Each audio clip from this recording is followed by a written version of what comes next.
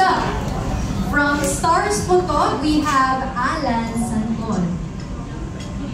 Hello po. Hello. Good afternoon everyone. Congratulations to everyone for a new series.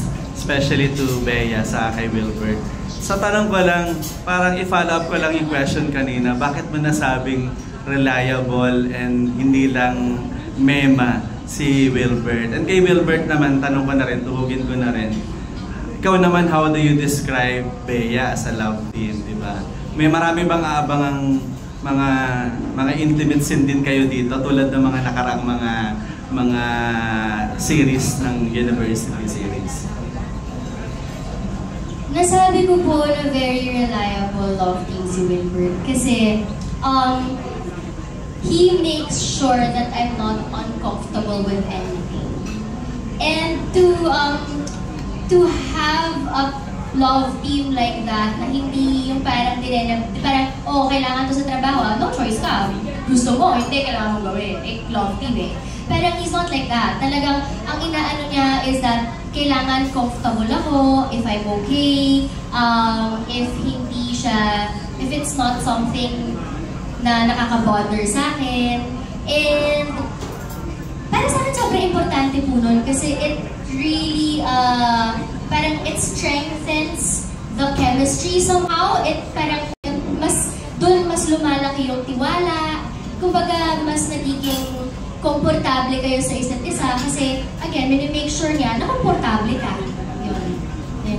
Wilbert naman, ano yung masasabi mo sa kanya bilang love? Si Bea, sobrang reliable talaga. Kasi reliable ka naman kasi talaga. Saka, dito sa project na to, parang binigay niya talaga lahat. Yung effort, as in, nag-valuable practice po siya. So, sineryoso niya talaga yung as Bea, yung actor niya dito, yung project namin. And pag nasa set po kami, may eksena kami, lagi po kami nagkakamustuhan, kumusta ka na, okay ka lang ba?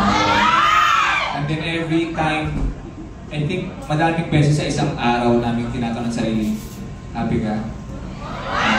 Kasi parang gusto namin sure na happy kami sa set, sa work, sa trabaho namin, na walang masama yung loob, bro, walang nangyari, na if ever meron man, okay, anong nangyari, anong kailangan natin pwede gawin, dapat happy ka always. So, tinatanong din ako, dapat happy ka din always. So, ganun po yung working relationship.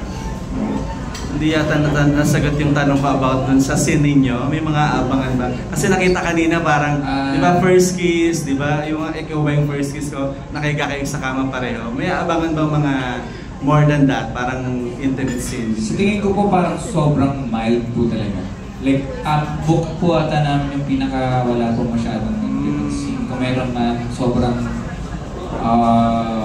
tame na tame. Ganun po siguro. Okay, thank you. Congratulations everyone. Okay,